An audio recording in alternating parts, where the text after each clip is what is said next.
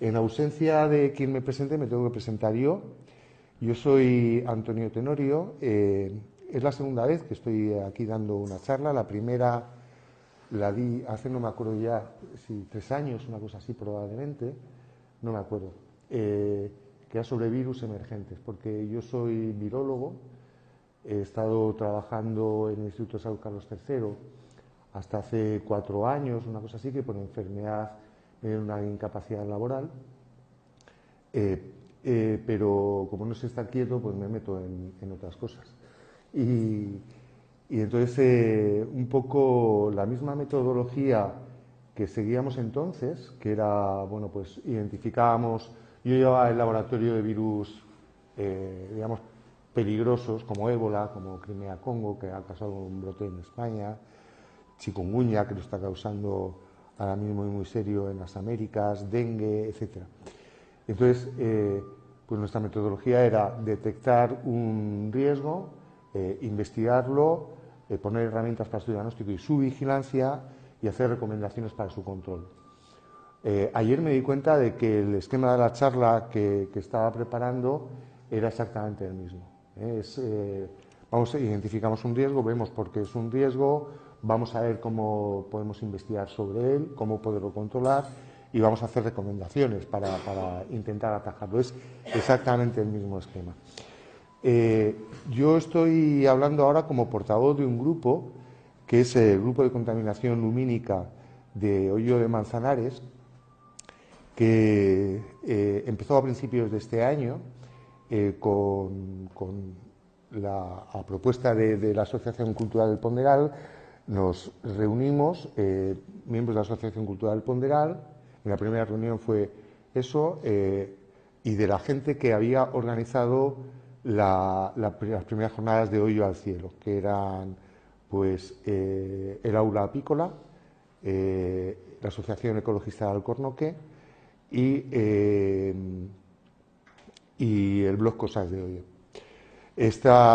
Después de esa reunión, donde quedamos en sí, en constituirnos y una serie de objetivos que luego iremos desgranando,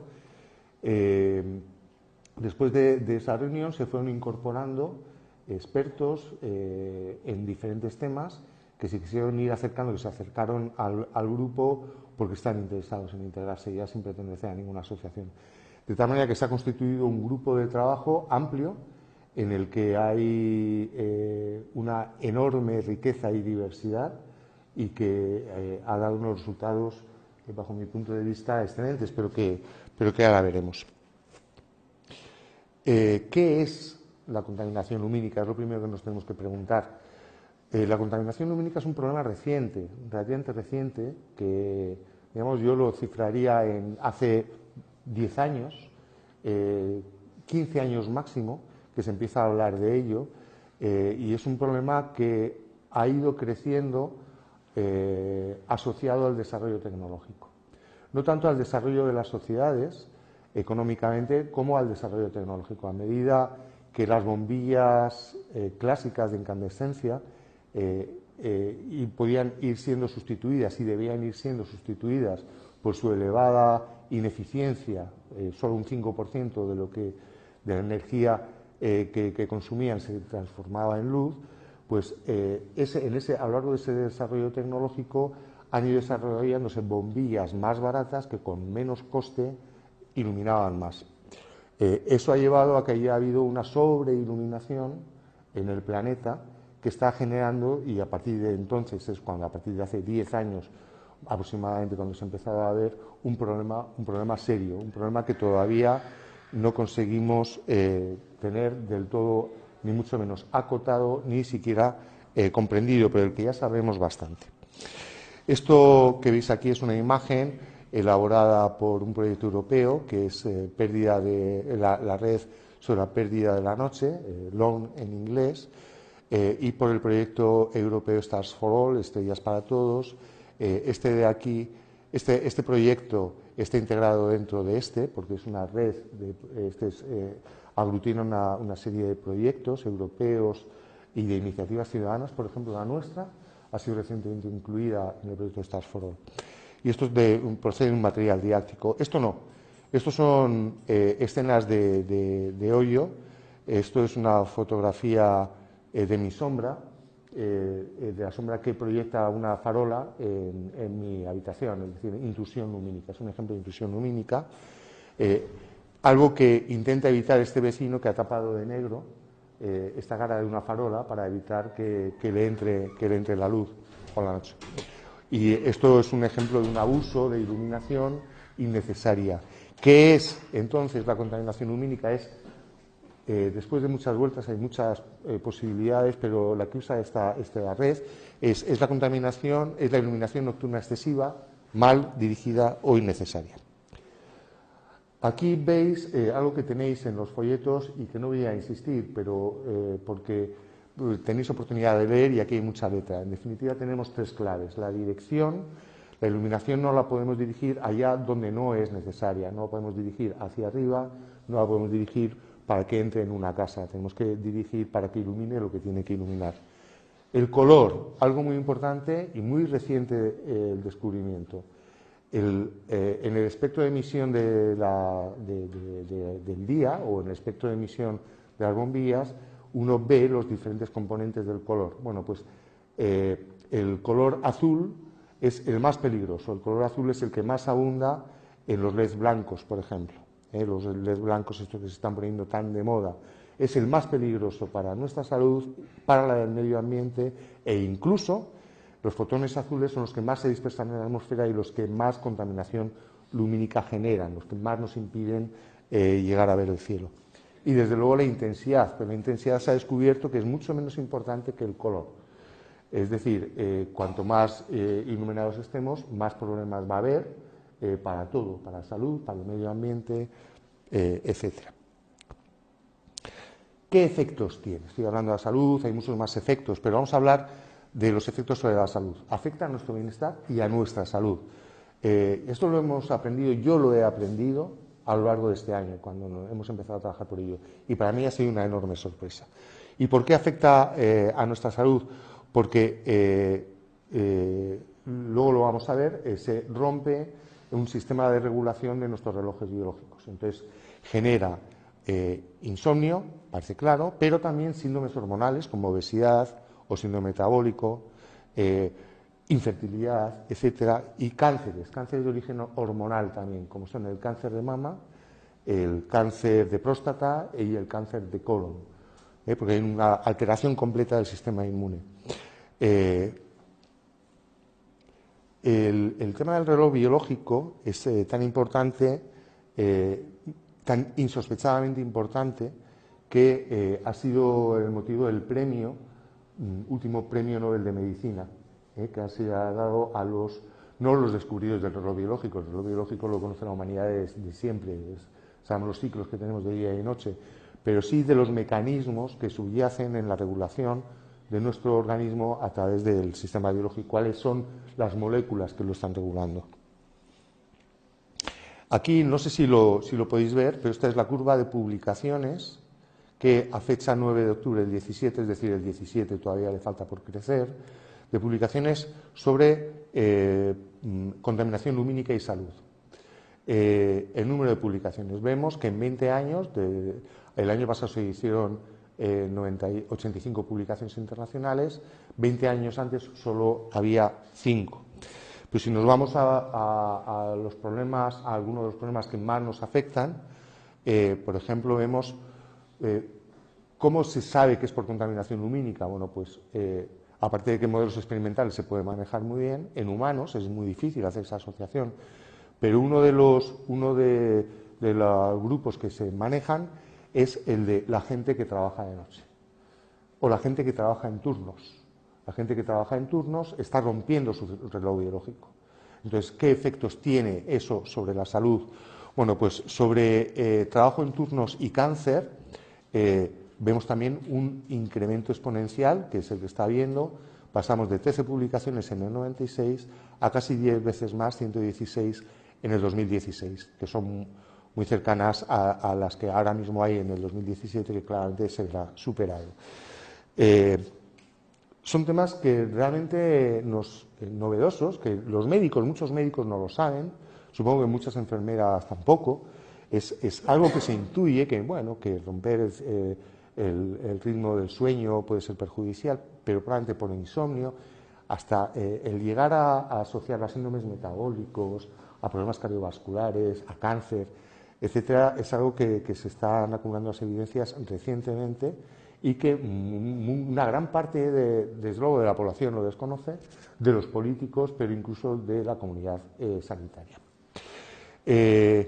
Eso ha llevado a que diferentes organismos internacionales, como la Agencia Francesa de Seguridad Alimentaria, Ambiental y Ocupacional, haya hecho una evaluación de riesgos para la salud asociadas con el trabajo nocturno. Esto es del 2016, de mayo del 16.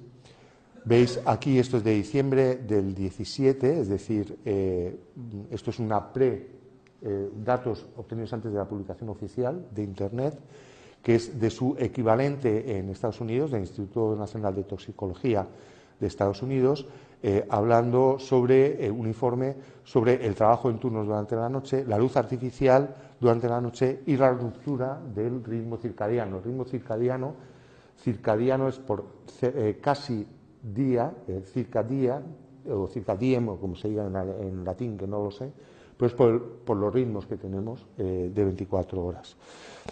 En este informe pues se expresa ya pues los cambios, los efectos sobre la salud, que ya los pongo aquí en castellano, cambios en el sistema circadiano, alteraciones del sueño, síndromes metabólicos y hormonales, por ejemplo, afecta a la fertilidad, diabetes, cánceres, efectos gastrointestinales, cardiovasculares, sobre el sistema inmune, psicológicos y cognitivos.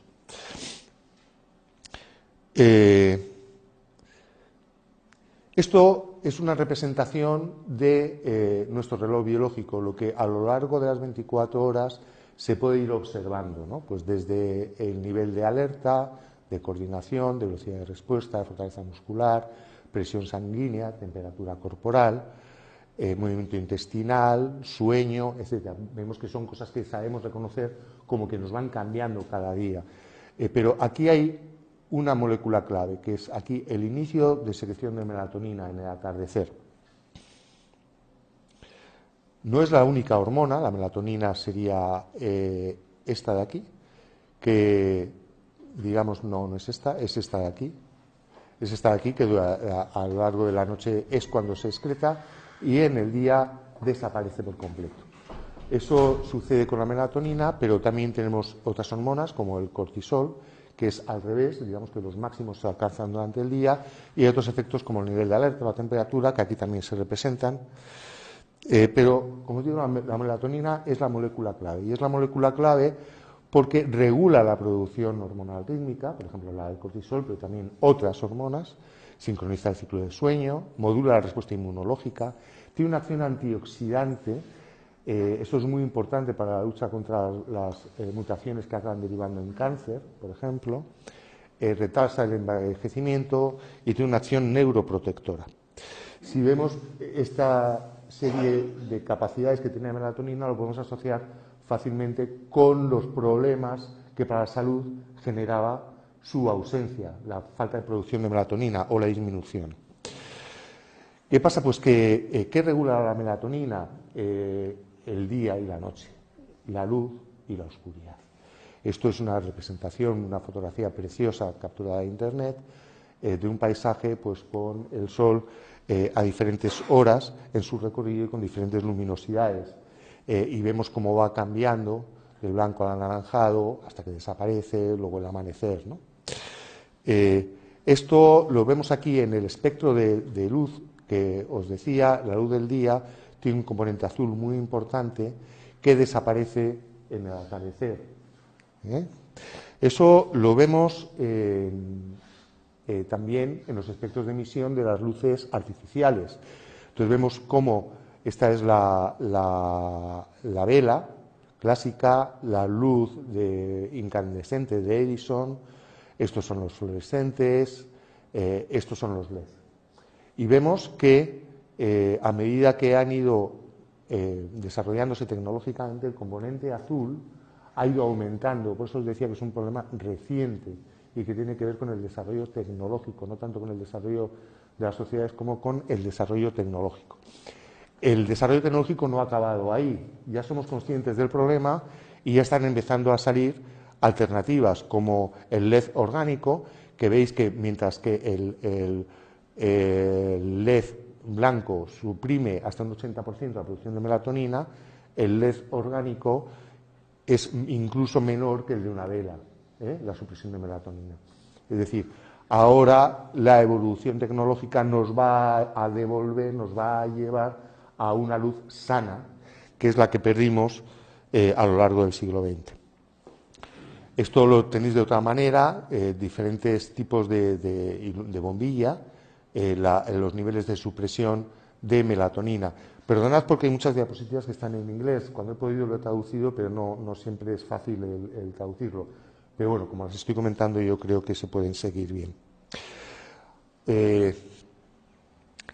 Esta especificidad del LED blanco llevó recientemente a un informe del 2016 de la Asociación de Médicos Americana, en el que hablaba de los efectos sobre los humanos y sobre el entorno de los LED que están iluminando nuestras comunidades.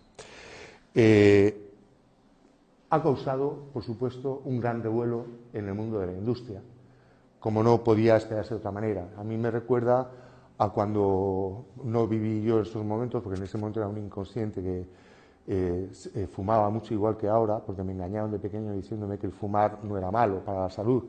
Pero cuando empieza a asociarse el tabaco y el cáncer, las compañías, la industria se vuelca contra esas investigaciones, tratando de desprestigiarlas. Y eso es un poco lo que ha pasado, ¿no? Es respuesta a la afirmación de la Asociación de Médicos Americana, respuesta al informe de la Asociación de Médicos Americana por parte de las compañías. Eso no quita validez, ni mucho menos, a la realidad de los experimentos científicos y de los datos científicos que tenemos. En resumen, respecto a qué tipo de iluminación, no es el objeto de esta charla, que va mucho más orientada a otros temas. Esta es la luz natural diurna, que nos quita, nos suprime la producción de melatonina de una manera natural, pero si nosotros siguiéramos nuestros ritmos estaría muy bien. El problema, el otro día vi que había salido un artículo muy curioso, que era el experimento de Ford y Edison no pasa los criterios de regulación estatales. Se suponía, era un supuesto en el que un tal Ford y un tal Edison querían implantar el trabajo nocturno y Edison inventaba una luz para que convertir la noche en día, ¿no? Entonces, pues empezaban a analizar todo lo que, según los criterios actuales de una experimentación, se podría llevar a cabo o no, y lo tiraban de plano, ¿no? Estamos acostumbrados a algo que es absolutamente nefasto para nuestra salud. Bueno, pues esta es la luz natural diurna, que ojalá que fuera la única luz de componente azul, pero es que por la noche nos iluminamos con el blanco frío o estamos delante de las pantallas de nuestros iPhones o de nuestras tablets, que veis también tienen un elevado componente azul.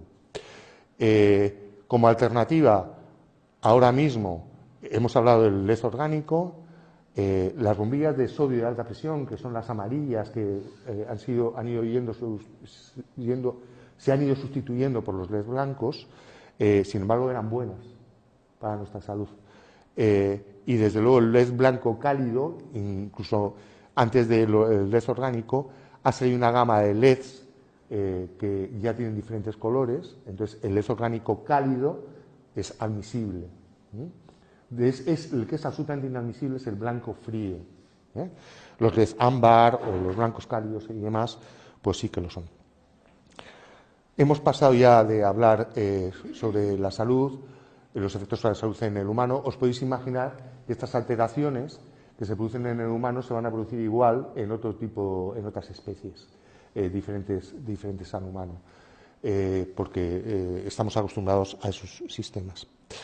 Pero vamos a ver cómo puede afectar no solo ya a las especies, sino a los ecosistemas.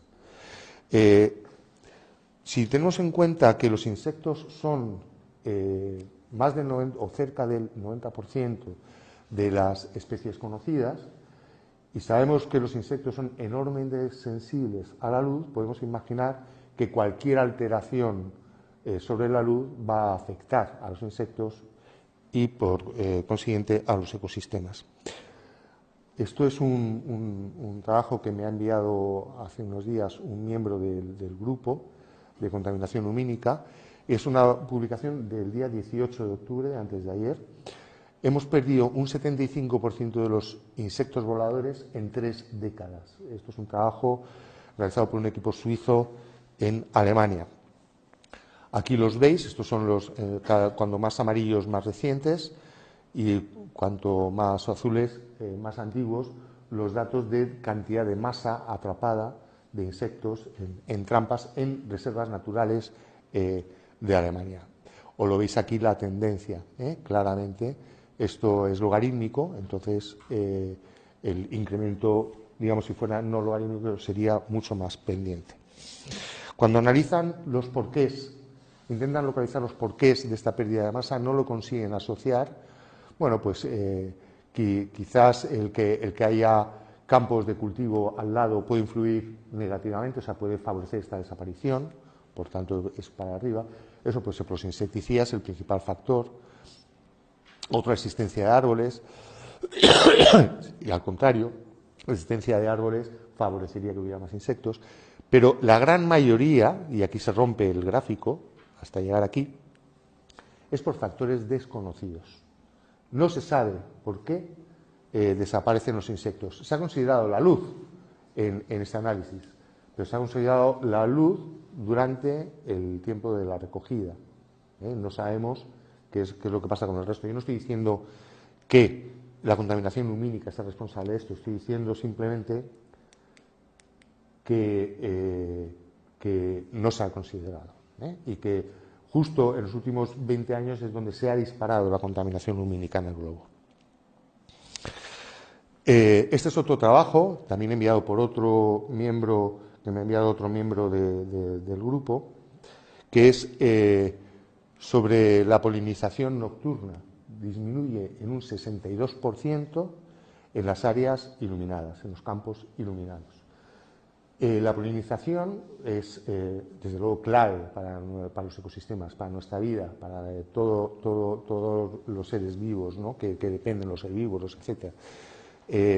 Pero el problema no es que desaparezca solo por la noche, sino que el efecto no se corrige durante el día. Incluso, no se sabe por qué, durante el día también disminuye la polinización, y mucho menos en los campos que estuvieron iluminados por la noche. En total, tenemos con que las plantas que se someten a iluminación nocturna tienen un 13% menos de frutos. Sabéis que el tema de la desaparición de las abejas, que está causando muchísimos problemas económicos en Europa y en Estados Unidos, está asociado fundamentalmente no a la falta de producción de miel, sino a la falta de polinización, ¿no? Necesaria para los campos de cultivo y no solo para los cultivos, yo diría también para todo el medio ambiente. Y es que los ecosistemas que implican a los insectos nocturnos, si decíamos que eran muy importantes los insectos en cuanto a masa, en cuanto a número de especies, etcétera, son enormemente complejos. No son solo los insectos polinizan. Los insectos son también fuente de alimentación de mamíferos, de aves, de anfibios, ¿no? Entonces, cuando afectas al insecto, estás afectando a todo el ecosistema. Este es el grupo. El grupo, cuando se planteó, cuando se constituyó, decidió 3 ejes de trabajo: estudio y concienciación, dar información a la población, ayudar a los equipos de investigación que estaban trabajando sobre el tema y tratar de proponer soluciones. Entramos ahora en esta fase, que es la de intentar ayudar a los equipos de investigación que están trabajando sobre el tema. Aunque os advierto que esto puede ser un investigador, pero puede ser un ciudadano también preguntándose, ¿pero qué me están contando este grupo, ¿no? O puede ser un político diciendo, bueno, tendremos que actuar. O sea, esta fotografía me parece que es buena para representar la idea del grupo. Estos son uno de los trabajos impulsados por uno de los miembros del grupo, que es Antonio Ordóñez, y que os dará charlas sobre biodiversidad virtual, es el de caracterizar la biodiversidad de los insectos nocturnos que acuden a luz en Hoyo de Manzanares. Con una trampa de luz ultravioleta colocada en el jardín, bueno, veis aquí un montón de manchitas, ¿no? Cuando uno mira esas manchitas una a una, no las puede fotografiar a todas, porque ese era teóricamente el protocolo, pero es que había entre 250 y 500, no más de 250 seguro. Entonces, esto fue en mi casa hace 15 días o algo así, y lo que hice fue fotografiar por los morfotipos, es decir, por los diferentes, esto es diferente de esto, le tiro una foto y a ver quién me lo puede identificar. Bueno, pues resulta que gracias a esa plataforma de fotografía y diversidad o de biodiversidad virtual, las envías y resulta que en horas pues te pueden llegar a identificar la especie, porque esto funciona con que los ciudadanos suben la fotografía, y ya os lo contarán, y los expertos identifican la especie. La idea, no os voy a contar los resultados, porque eso creo que nos lo contará Antonio, pero la idea es que recojamos información sobre biodiversidad en el municipio, generemos modelos para que se recoja en otros lugares también y que luego se integren esos datos con los datos de contaminación lumínica para ver qué conclusiones, porque el trabajo sobre contaminación lumínica se ha estado haciendo y se está haciendo mucho, pero me decía Alejandro Sánchez de Miguel del Instituto de Astrofísica de Granada, dice, pero es que lo que nos falta son trabajos sobre el impacto en la biodiversidad. Digo, pues estamos en el lugar ideal para poderlo hacer, estamos en una reserva natural, ¿no? Estamos en un lugar maravilloso. Entonces, es de esa integración de datos lo que estamos buscando. Pero también no solo vamos a recoger datos sobre biodiversidad, sino que vamos a ayudar a recoger datos sobre contaminación, sobre el nivel de calidad del cielo nocturno que tenemos. Este es el catedrático Jaime Zamorano de la Universidad Complutense de Madrid. Este es otro miembro del grupo que hoy no está entre nosotros, Ernesto, ¿verdad? No. Y están instalando aquí en esta caseta un aparatito que está enfocado al cénit, justo a la vertical del cielo, y está midiendo constantemente la luminosidad que hay. Entonces veis aquí, esto es un gráfico, el nuestro es el verde, no el rojo, el nuestro es el rojo, entonces veis cómo, pues aquí en este día, que esto es del día 17 de octubre, pues a las 8:20 empieza a anochecer y llegamos a un nivel 20 de magnitud astronómica, y luego veis aquí cómo empieza a oscilar. Esto fue porque en la noche del 20 al 21, del 17 al 18, perdonad, fue cuando entraron las nubes, empezaron a entrar las nubes que nos han dejado estas lluvias de atrás. Vemos que estamos mejor que Madrid, pero estamos peor que otros lugares oscuros, como un pueblo que hay en la sierra de Guadalajara. De este pueblo de Guadalajara, lo veis aquí, veis cómo se pueden identificar las noches de luna llena, que son un color, digamos, peor calidad de cielo. Veis la longitud de la noche, ¿no? Aquí en torno a finales de junio, el cambio de estación. Comparando estos datos, en la Universidad Complutense tienen una red de sensores para sacar conclusiones. Veis aquí son los datos de Hoyo de Manzanares, es menos azul desde luego que el de la Sierra de Guadalajara, pero mucho mejor que el del Observatorio de la Complutense de Madrid, ¿no? Nosotros tenemos eso, pero, y no sé si saldrá luego, pero también lo que vamos a hacer es, con una adaptación de ese aparato que tienen hecho para un coche, se van a recorrer las pistas que se pueden recorrer en el coche, midiéndolo para tener los datos georreferenciados. Y nos lo van a adaptar también para poder recorrer los senderos del pueblo, o bien en bicicleta o bien andando, de tal manera que vamos a tener un mapa de contaminación lumínica del pueblo. Otra manera de obtener estos datos, que es muy novedosa y que fue parte de una tesis doctoral de desarrollo de la Universidad Complutense, es la de obtener, con un objetivo de ojo de pez, una fotografía de toda la cúpula celeste. Con eso, integrando aquí calibrándolo, integrando en escala de grises y demás, se puede obtener el mismo dato, pero además se obtiene más información. Veis aquí estos bordes que están más iluminados, nos están indicando los focos de contaminación lumínica. En nuestro caso, por ejemplo, pues podrían ser Madrid, Villalba, no es de aquí, de esta fotografía, Cerceda, Moral Zarzal y Colmenar Viejo, por ejemplo, ¿no? Entonces, esto nuestro fotógrafo ha adquirido, él dice que no para este proyecto, sino porque es que le venía bien, unos objetivos para poder hacer este trabajo. Pero yo no sé, yo creo que es muy entusiasta también. Este es nuestro fotógrafo. Está en un lugar donde estábamos calibrando los sistemas fotográficos para hacer este tipo de historias. Esto está justo donde termina Hoyo de Manzanares yendo hacia Colmenar Viejo, donde las casas de peones camineros, enfrente, que hay un sitio donde se puede dejar aparcado el coche, ahí estamos y ahí vemos pues el cielo de Madrid, ¿no? La contaminación de Madrid y toda la contaminación lumínica.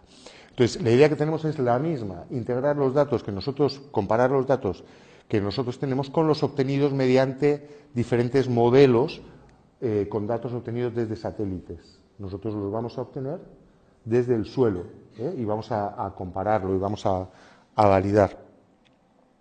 En definitiva, ¿qué es lo que queremos hacer? Pues queremos ver en qué puede ayudar la ciencia ciudadana en la vigilancia y en el control de la contaminación lumínica. Queremos identificar herramientas de estudio que sean fácilmente replicables para que otros grupos puedan estudiar, puedan utilizarlos en otros lugares de España o de Europa, fomentar la participación ciudadana, crear conciencia ciudadana y, desde luego, publicar y difundir los resultados, algo muy importante. O sea, no queremos jugar o no queremos solo jugar y pasárnoslo bien, sino queremos sacar conclusiones y creemos que el enfoque que se le está dando de integrar datos de biodiversidad con contaminación lumínica medida por diferentes vías, incluso que sea posible hacerlo por ciudadanos, creemos que es una herramienta que puede ser muy potente. Esta es la estructura del proyecto, que es muy llamativa. Esta es la Estación Orbital Internacional, que es la que está obteniendo constantemente, aparte de los satélites, está obteniendo, por ejemplo, fotografías de los lugares, y estos datos, por ejemplo, de Hoyo de Manzanares, del parque y demás, pues los vamos a integrar también para poderlos comparar. Y aquí están el resto estos son las fotografías, por ejemplo, que saca la Estación Orbital Internacional. Y estos son pues las universidades con las que vamos a trabajar: la Complutense de Madrid, el Instituto de Astrofísica de Andalucía del Consejo y la Politécnica de Madrid. Es decir, estamos haciendo ciencia dirigida por científicos y nosotros somos los peones que estamos poniendo el trabajo. Hemos hablado ya de los efectos en los ecosistemas. Hemos visto que pone en peligro a los hábitats nocturnos, etcétera. Pero ahora vamos al origen de la preocupación por los cielos oscuros, que fue de los astrónomos. Fueron los que dieron la voz de alarma, que no podemos observar las estrellas antes que de preocuparnos por la salud y todas estas historias, ¿no? Y eso es algo importante, porque yo me acuerdo de no ir a ver la Vía Láctea, y desde luego que ya no he ido hace mucho tiempo que no veo la Vía Láctea. Y es algo que son experiencias únicas, ¿no? Como lo de ver luciérnagas, que ya han desaparecido virtualmente de Hoyo, y que, aunque todavía hay alguna descripción escasa, ¿no? Pero que yo recuerdo en los veranos, pues que era muy común el observar luciérnagas. Y han desaparecido probablemente por la contaminación lumínica también. La experiencia de Hoyo al cielo, que fue la pionera en Hoyo para preocupación sobre los cielos nocturnos, que pensamos que una de las cosas que si consideramos mejorar el nivel de contaminación lumínica de Hoyo y de su entorno, sobre todo de la que recibimos del exterior, pues podría incluso ser un recurso más dentro de los encantos de Hoyo, ¿no? Si se pudiera poner, como en otros lugares, un lugar para que los aficionados a la astronomía vinieran a disfrutar de nuestro cielo estrellado. Os pongo aquí un fragmento de un reciente, también creo que es del día 18, sí, blog, y que también ha sido enviado por un miembro del grupo, si es que como es un grupo muy interactivo, de Julio Vías. Julio Vías es un guadarramista de siempre y es concejal actualmente de Medio Ambiente y Urbanismo, creo, en Miraflores de la Sierra. Y lo titulaba así: Miraflores de la Sierra encabeza la lucha contra la contaminación lumínica en el Parque Regional de Sierra de Guadarrama. Él es el responsable, el medio ambiente es lo lógico, pero es que es verdad. O sea, ellos fueron los primeros que organizaron las primeras jornadas sobre contaminación lumínica en la Sierra de Guadarrama, pero además encargaron, y de ahí saca pecho, un estudio ambiental sobre su contaminación y un plan para iluminar Miraflores de acuerdo con estándares internacionales y recomendaciones internacionales de las que recomienda la Fundación Starlight, que es la que da certificado de pureza, digamos, ¿no? De esta ciudad es buena, está cuidando sus cielos nocturnos. Esto de aquí nos lleva a... es que además derrocha energía y dinero. Sabemos que la causa de la contaminación lumínica ha sido justo el intento de ahorro energético con el cambio de las bombillas. Pero es que ahora mismo las instalaciones que tenemos se puede ahorrar todavía un porcentaje mucho mayor sustituyendo las bombillas que tenemos y los sistemas de iluminación que tenemos por otros mucho más eficientes y menos contaminantes. Y en ese sentido hemos propuesto a los representantes de Hoyo, ahí con las dos subrayaditos, a los representantes políticos, a todos los grupos políticos, que soliciten una subvención al Instituto para la Diversificación y el Ahorro Energético, que está abierta, y que subvenciona a coste cero durante 10 años y además con una posibilidad de un año más, que yo eso no entiendo muy bien si es a coste cero, para qué sirve un año de cadencia en el préstamo, pero a lo mejor aquí algún experto me lo explicará. Pero es así. Los proyectos de sustitución del alumbrado público que impliquen un ahorro de al menos el 30% del consumo energético. Estos son fondos que vienen de Europa, que obviamente está muy preocupada para disminuir no solo por el ahorro energético, sino por lo que eso conlleva, de emisiones de CO2, etc. Entonces está financiando a los estados para que sustituyan sus sistemas de iluminación nocturna. Es decir, que por desgracia España es de los países, junto con algún país del Báltico, que más derrocha en energía. Os puedo decir que no solo en cantidad de euros o de kilovatios, sino en cantidad de luz emitida.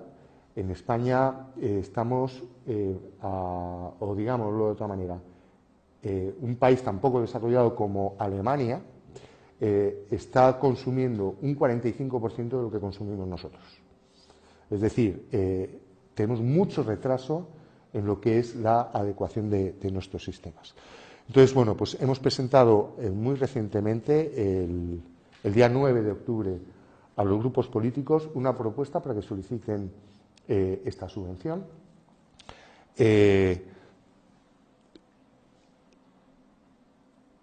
Aquí tenéis el texto. Y no es la única de las soluciones que intentamos promover. Pensamos inicialmente en intentar proponer la elaboración de una normativa municipal que regulara la iluminación nocturna. Después de hablarlo con otra gente, entre nosotros, de ser conscientes de que el problema que tenemos en Hoyo no viene tanto de nuestras luces como de la que nos vienen derivadas de nuestro entorno, pensamos que era mucho mejor intentar promover una normativa autonómica. Y pensamos que eso es posible. La Comunidad de Madrid carece de normativa. De las 17 comunidades autónomas o comunidades y ciudades autónomas del Reino de España, hay en torno a, creo que son 8 o 9, que tienen una regulación específica. Cataluña, Andalucía, Canarias, Murcia, no me acuerdo ya exactamente todas, pero que la tienen. unas más antiguas que otras. Madrid no la tiene. Y pensamos que es el momento de forzar a que Madrid lo tenga. Lo mismo, de convencer a los grupos políticos, esto es un tema transversal, para que se desarrolle una normativa que regule la iluminación nocturna en aras de cuidar nuestra salud, la de nuestro medio ambiente y nuestro bolsillo, porque ahorraremos también mucho dinero en pago de impuestos para pagar las tasas municipales, ¿no? ¿Cómo queremos hacer esto? Bueno, pues lo que queremos estamos ahora en la fase de recopilación de normativas para intentar elaborar un borrador muy básico para que lo discutan los grupos políticos en la Asamblea de Madrid. No sabemos cómo vamos a hacerlo llegar, pero tenemos estrategias para los dos lados. Lo podemos hacer llegar a través de una iniciativa legislativa que presenten 10 municipios, y seguro que conseguimos esos 10 municipios colindantes en la misma zona que estén interesados en presentar una iniciativa para que esto se regule en la Comunidad de Madrid, o podemos presentarlo a cada uno de los grupos políticos, igual que hemos hecho aquí para la solicitud de esta subvención, para que lo consideren y que se pongan de acuerdo entre ellos en elaborarlo o en discutir el borrador, modificarlo y aprobarlo.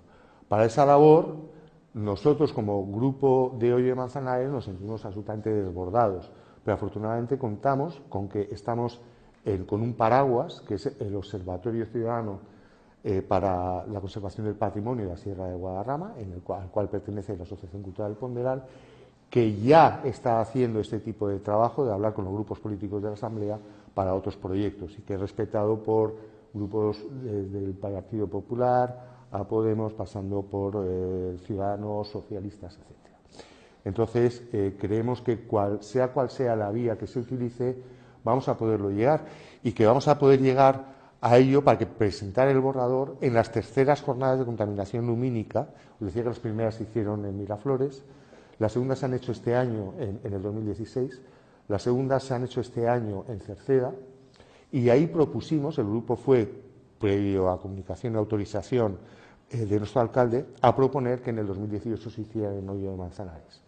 Y entonces se aprobó y se van a hacer en el 2018 en Hoyo de Manzanares, y creemos que es un muy buen momento para aprovechar esas jornadas, que serán probablemente dentro de un año, aproximadamente en el otoño de 2018, para hacer esta propuesta a nivel comunitario. Crucemos los dedos, que no se tuerzan las cosas y que lleguemos a tiempo y todo bien y que no haya tropezones por el camino. Esta es la fotografía que presentamos, un poco para convencerles que la Sierra de Manzanares también es Sierra de Guadarrama, ¿no? Porque esto se llama en el Parque Nacional de Guadarrama. Bueno, nosotros estamos en la periferia, pero somos Guadarrama y somos los primeros receptores de los problemas de contaminación de la gran metrópoli. Por eso lo hemos llamado Hoyo Manzanares, enfocando soluciones. Tenemos asegurada ya financiación del proyecto europeo Stars for All, del Ayuntamiento de Hoyo de Manzanares, pero incluso también del Ayuntamiento de Miraflores de la Sierra. Y contamos con la colaboración desinteresada de científicos de diferentes organismos, instituciones, universidades que están trabajando, o empresas que están trabajando sobre el tema de contaminación lumínica, con lo cual creemos que esto se va a poder llevar a cabo sin graves problemas. Y aparte de toda la gente que ha salido citada, los logos de la anterior diapositiva, que es los que van a colaborar en las jornadas, yo no quiero dejar de aquí en este momento pues, de agradecer a Julio Vías por ser pionero en este tema en la Sierra de Guadarrama, por su apoyo, a las 3 asociaciones que generaron la propuesta de Hoyo al Cielo, que luego ha asumido el Ayuntamiento de Hoyo Manzanares, a la plataforma Biodiversidad Virtual de Ciencia Ciudadana, que nos está facilitando ese trabajo científico de los ciudadanos de a pie o de a mochila, como le queramos llamar, la Asociación Cultural El Ponderal, el Patrimonio, el Observatorio del Patrimonio, y a la librería de Hoyo, porque tanto Jesús como María como Adrián, cada vez que vamos, nos dicen que eso lo ha pagado la editorial, que lo ha pagado no sé quién, que tal y que no nos quieren cobrar. Entonces, veis que, por ejemplo, estos folletos que estábamos repartiendo han sido a coste cero para el grupo, supongo que desde luego a coste cero no para la librería de Hoyo. Entonces creo que es más que honesto el agradecerles su apoyo en todo esto. Y nada más, muchas gracias. Al final no he tardado más de 50 minutos, 45 minutos desde que empezamos, de modo que creo que han ido bien las cosas. Gracias.